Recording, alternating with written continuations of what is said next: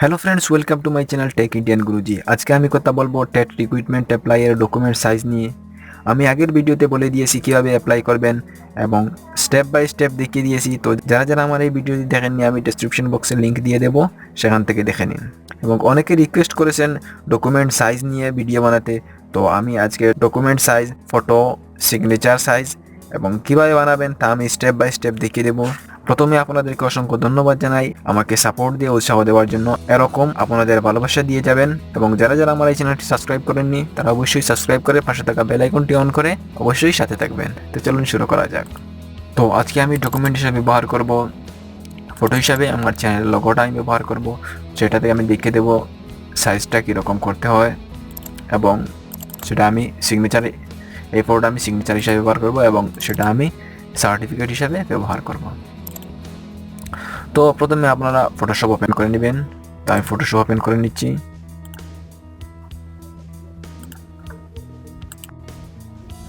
Photoshop open হওয়ার পর আপনারা সেই ফটোগুলো আপনারা স্ক্যান করে ফটোশপে আনবেন। ইম্পোর্টে ক্লিক করে আপনারা সেখানে প্রিন্টার পেয়ে যাবেন, অথবা আপনারা যদি ডেস্কটপে অথবা ল্যাপটপে থাকে তাহলে সেখান থেকে আপনারা ফটোগুলো সিলেক্ট করে ফটোশপে নিয়ে আসবেন। তো আপনারা দেখতে পাচ্ছেন আমার ফটোশপে এসে গেছে। তো প্রথমে আমি সিগনেচারটা ক্রপ করে দেখিয়ে দেবো। সিগনেচারের সাইজটা আমি প্রথমে দেখে নেবো সিগনেচারের সাইজটা কী ছিল। তো আপনারা এখানে দেখতে পাচ্ছেন সিগনেচারের সাইজটা ছিল মিনিমাম 10 কেবির উপরে এবং 59 কেবির নিচে হতে হবে 15x20 পিক্সেল। তো প্রথমে আমি সাইজটা সবে গিয়ে আমি ক্রপটা সিলেক্ট করব। ক্রপটা সিলেক্ট করে আমার এখানে অলরেডি দেওয়া আছে 200 পিক্সেল আর হাইটটা হবে 15 পিক্সেল। তো আমি এটা ক্রপ করে নিব। ক্রপ করে আপনারা এরকম অ্যাডজাস্ট করে দিবেন, তারপর এন্টার করে দিবেন। এন্টার করার সাথে সাথে এরকম চলে আসবে। আমি এটা সেভ করে দিব। তো শিফট কন্ট্রোল এস দিলে সেভ এজ হয়ে যাবে, অথবা আপনারা ফাইলে গিয়ে সেভ এজ করলে সেভ এজ করতে পারেন, অথবা যারা স্ক্যান করে এসেছেন অথবা তা ডাইরেক্ট সেভ করতে পারেন। তো আমি সেভ এজ করে দিব, নামটা দিয়ে দিব সিগনেচার 1 এবং সেটা আমাকে ফরম্যাটটা জেপিজি ফরম্যাটে সিলেক্ট করতে হবে, জেপিজি। তারপর আপনারা সেভ অপশনে সেভ করে দিবেন। তারপর এখানে আপনারা কোয়ালিটি দেওয়া আছেন, কোয়ালিটিটা সম্পূর্ণ হাইয়েস্ট বাড়িয়ে দিবেন অথবা কোয়ালিটিটা মিডিয়াম দিয়ে দিবেন। আমি কোয়ালিটিটা হাই করে দিয়েছি। তারপর ওকেতে ক্লিক করব। তখন আমরা দেখে নিই আমাদের ফটোটা কীরকম হয়েছে। এই যে আপনারা দেখতে পাচ্ছেন ফটোটা এখন সাইজ কী হয়েছে দেখে নিই। ফটোটার পরে রাইট ক্লিক করবেন। রাইট ক্লিক করার সাথে সাথে নিচে দেখতে পারবেন প্রপার্টিজে ক্লিক করবেন। দেখতে পাচ্ছেন আমার সাইজ 19 কেবি হয়ে গেছে। টোটালি সাইজটা হয়ে গেছে 20 কেবি। তো আমার কথা ছিল সাইজটা হওয়ার 49 কেবি এর ভিতরে এবং 10 কেজি। সিগনেচারটা 20 কেবি হয়ে গেছে। তো আমার সিগনেচারটা পারফেক্ট। এখন আমি ফটোটা দেখিয়ে দেবো। আমি এটা ক্লোজ করে দিই। এখন আমি ফটোটা দেখিয়ে দিব। ফটোটা আমার প্রথমে দেখে নিব ফটোটার সাইজ কি। ফটোটার সাইজ হচ্ছে 150x200 পিক্সেল, 100 কেবি থেকে 19 কেবির ভিতরে। তো 150x200 পিক্সেল আপনারা উইডথটা দিয়ে দিবেন 150 পিক্সেল, 150 px এবং হাইটটা দিয়ে দিবেন 200 px। তারপরে আপনারা ক্রপ করে নেবেন ফটোটা।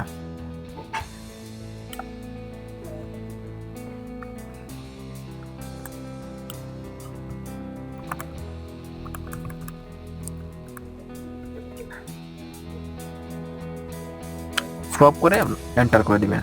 তো আপনারা দেখতে পাচ্ছেন এখানে আমার ফটোটা হয়ে গেছে। তো আমি এখানে সেম আগের মতো সেভ করব, শিফট কন্ট্রোল এস দিয়ে, অথবা সেভ এজে কি আপনারা সেভ করতে পারেন।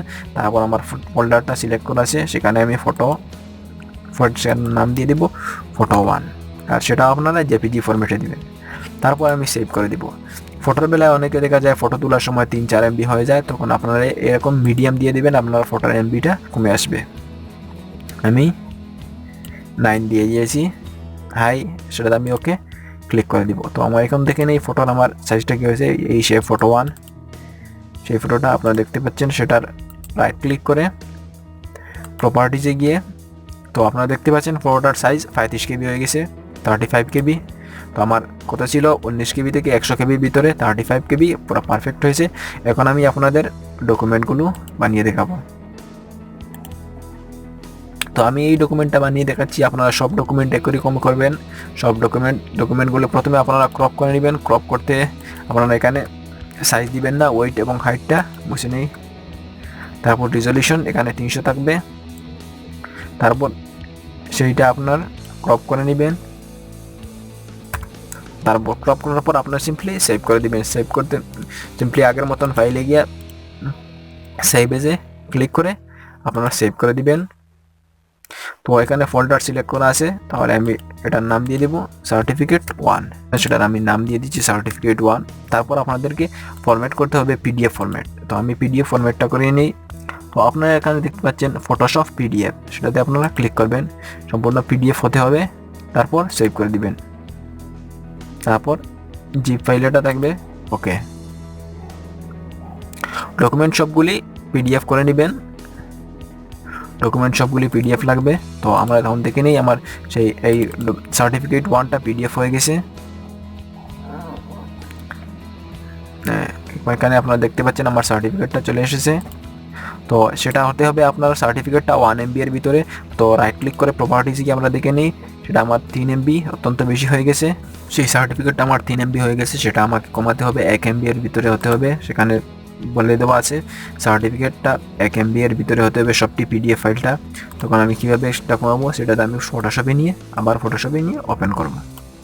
ফটোশপে ওপেন করার পর ফটোর উপরে আপনারা ক্লিক করবেন, রাইট ক্লিক করে দেখতে পারবেন ইমেজ সাইজ, অথবা আপনারা চলে যাবেন ইমেজে দেখতে পাচ্ছেন আমরা ইমেজ সাইজ, সেই ইমেজ সাইজ চলে যাবেন। সেখানে ওইটা এবং হাইটটা দেওয়া আছে, সেটা দিয়ে একটু কমিয়ে নেবেন। তো আমি এটা কমিয়ে নিচ্ছি একটু, তারপর এন্টার করে দিবেন। তারপর আপনারা সেভ করে দিবেন, Ctrl+S দিয়ে সেভ করতে পারবেন, অথবা ফাইলে গিয়ে আপনারা সেভ করতে পারবেন। এখন আমি দেখে নিব আমার সেই সার্টিফিকেটটা কত MB হয়েছে। রাইট ক্লিক করে প্রপার্টিজ গিয়ে দেখতে পাচ্ছেন আমরা 441 KB হয়ে গেছে। তো এভাবে সাইজটা কমিয়ে আপনারা আনতে পারেন। তো এভাবে আপনারা সব সার্টিফিকেটগুলো 1 MB এর ভিতরে হতে হবে, এবং সব সার্টিফিকেট পিডিএফ ফাইলে হতে হবে। ফটো এবং সিগনেচারটা জেপিজি ফরম্যাটে হতে হবে। তো এই হলো সম্পূর্ণ প্রসেস, আপনারা কীভাবে ফটো সাইজ কমাবেন এবং ফটো কীভাবে কারেক্টলি সাইজ দিবেন। যদি বুঝতে কোনো অসুবিধা হয় তাহলে আমাকে নিচে কমেন্ট বক্সে কমেন্ট করে জানাতে পারেন, এবং আপনাদের বন্ধু বান্ধবের সাথে অবশ্যই বেশি বেশি করে শেয়ার করবেন, এবং আমার চ্যানেলটি সাবস্ক্রাইব করে পাশে থাকবেন। শেষ পর্যন্ত দেখার জন্য আপনাকে অসংখ্য ধন্যবাদ জানাই।